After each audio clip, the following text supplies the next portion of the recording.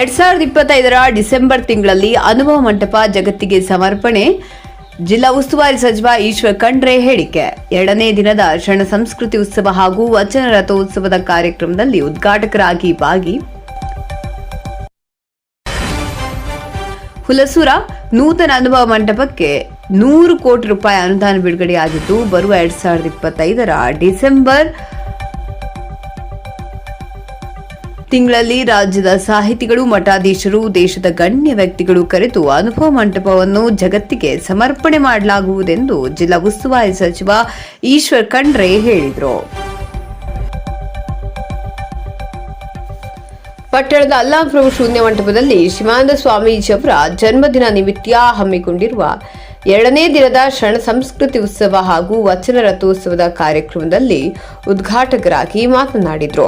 ಇತ್ತೀಚಿನ ದಿನಗಳಲ್ಲಿ ಯುವಕರು ಪಾಶ್ಚಿಮಾತ್ಯ ಸಂಸ್ಕೃತಿ ಅಳವಡಿಕೆಯಿಂದ ದುಶ್ಚಟಗಳಿಗೆ ಬಲಿಯಾಗ್ತಿದ್ದು, ಇದಕ್ಕೆ ಸಂಸ್ಕಾರ ಮುಖ್ಯ. ಹೀಗಾಗಿ ಹುಲಸೂರ ಶ್ರೀಗಳಿಂದ ಮನೆ ಮನೆಗೆ ಹೋಗಿ ದುಶ್ಚಟಗಳಿಂದ ಜೋಳಿಗೆಯಲ್ಲಿ ಹಾಕಿ ಯುವಕರನ್ನು ಒಳ್ಳೆಯ ದಾರಿಗೆ ತಂದಿದ್ದಾರೆ. ಶೀಘ್ರದಲ್ಲೇ ತಾಲೂಕಿನ ನೂತನ ವಿಧಾನಸೌಧ ಕಾಮಗಾರಿಗೆ ಚಾಲನೆ ನೀಡಲಾಗುವುದೆಂದರು. ಇದಕ್ಕೂ ಮೊದಲು ಬೆಳಿಗ್ಗೆ 11:40 ಗಂಟೆಗೆ ನಾರಂಜ ಸಕ್ಕರೆ ಕಾರ್ಖಾನೆ ಅಧ್ಯಕ್ಷ ಡಿಕೆ ಸಿದ್ದರಾಮ ಹಾಗೂ ಗಣ್ಯರಿಂದ ಷಡಸ್ಥಲ ಧ್ವಜಾರೋಹಣ ನೆರವೇರಿಸಿ ಮಾತನಾಡಿದ ಅವರು, ಮನುಷ್ಯ ಜನ್ಮ ಪವಿತ್ರವಾದದ್ದು, ಅದನ್ನು ದಾನ ಧರ್ಮ ಪರೋಪಕಾರದ ಮೂಲಕ ಸಾರ್ಥಕಪಡಿಸಿಕೊಳ್ಬೇಕೆಂದರು. ಕಾರ್ಯಕ್ರಮದಲ್ಲಿ ಮಾಜಿ ಸಚಿವ ರಾಜಶೇಖರ್ ಪಾಟೀಲ್ ಮಾತನಾಡಿ, ಹುಲಸೂರು ಶಿವಾನಂದ ಸ್ವಾಮೀಜಿಯವರು 23,000 ಕಿಲೋಮೀಟರ್ ಕಾಶ್ಮೀರದಿಂದ ಕನ್ಯಾಕುಮಾರಿವರೆಗೆ ಪಾದಯಾತ್ರೆ ಮೂಲಕ ಬಸವತತ್ವ ಪ್ರಚಾರ ಮಾಡಿದ್ದಾರೆ.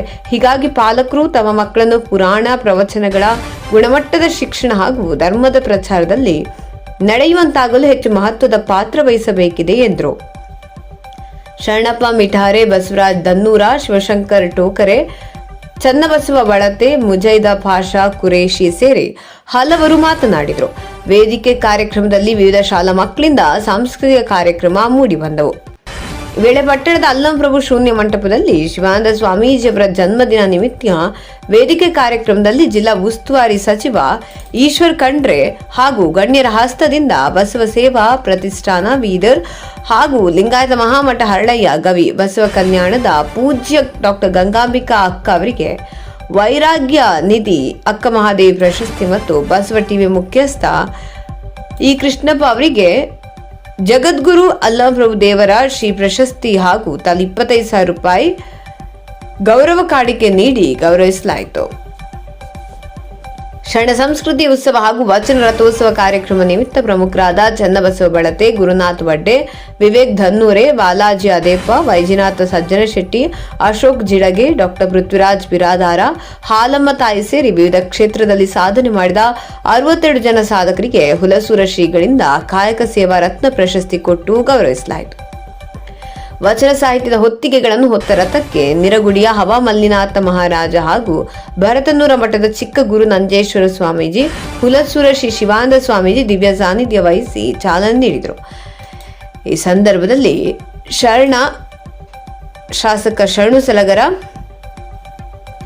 ಹುಮ್ನಾಬಾದ್ ಶಾಸಕ ಡಾಕ್ಟರ್ ಸಿದ್ದಲಿಂಗಪ್ಪ ಪಾಟೀಲ್, ಅರುಣ್ ಕುಮಾರ್ ಗೋವಿಂದ ಕಾರಜೋಳ, ನಿರಗುಡಿಯ ಹವಾ ಮಲ್ಲಿನಾಥ ಮಹಾರಾಜ, ಮಾದನ ಹಿಪ್ಪರಗ ಮಠದ ಅಭಿನವ ಶಿವಲಿಂಗ ಸ್ವಾಮೀಜಿ, ಭರತನೂರ ಮಠದ ಚಿಕ್ಕ ಗುರು ನಂಜೇಶ್ವರ ಸ್ವಾಮೀಜಿ, ಬಾಲ್ಕಿರೆ ಮಠದ ಗುರುಬಸವ ಪಟ್ಟದೇವರು, ಗೋರಟಾದ ಲಿಂಗಾಯತ ಮಹಾಮಠದ ಪ್ರಭುದೇವರು, ಸಾಯಗಾಂವ ಮಠದ ಶಿವಾನಂದ ಸ್ವಾಮೀಜಿ, ಸುರೇಶ್ ಚಂದ್ರಶೆಟ್ಟಿ, ಸುಧೀರ್ ಕಾಡಾದಿ, ಲತಾ ಹಾರಕೂಡೆ, ನೀಲಕಂಠ ರಾಠೋಡ್, ತಹಶೀಲ್ದಾರ್ ಶಿವಾನಂದ ಮೇತ್ರಿ, ತಾಲೂಕ್ ಪಂಚಾಯತ್ ಇಒ ವೈಜಣ್ಣ ಫುಲೆ, ಗ್ರಾಮ ಪಂಚಾಯಿತಿ ಅಧ್ಯಕ್ಷೆ ದೀಪಾರಾಣಿ ಭೋಸ್ಲೆ, ಉಪಾಧ್ಯಕ್ಷೆ ಮೀರಾಬಾಯಿ ಗಾಯಕ್ವಾಡ, ಸಿಪಿಐ ಆಲಿಸಾಬಾ, ಸಂತೋಷ್ ಯಾಚೆ ಸೇರಿ ಸುತ್ತಮುತ್ತಲಿನ ಗ್ರಾಮಗಳ ಭಕ್ತಾದಿಗಳು ಕಾರ್ಯಕ್ರಮದಲ್ಲಿ ಪಾಲ್ಗೊಂಡರು.